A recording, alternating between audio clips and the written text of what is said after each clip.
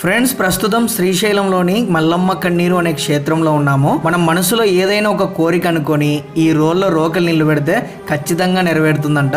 సరే, నేను కూడా ఒకసారి ట్రై చేద్దామని ట్రై చేశాను. అలాగే మా ఫ్రెండ్స్ వాళ్ళ ఫ్యామిలీ మెంబర్స్ కూడా ట్రై చేశారు. నేనేమో మనసులో ఒక కోరిక అనుకొని నిలబెట్టగానే వెంటనే నిలబడింది.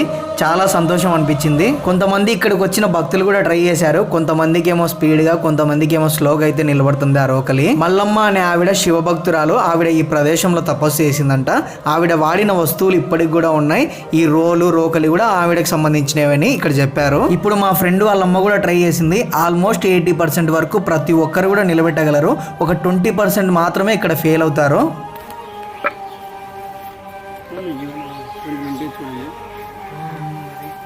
ఫ్రెండ్స్, ఇలాంటి ఇంట్రెస్టింగ్ వీడియోస్ మన పేజ్లో చాలా ఉన్నాయి. దయచేసి ఫాలో అవ్వండి.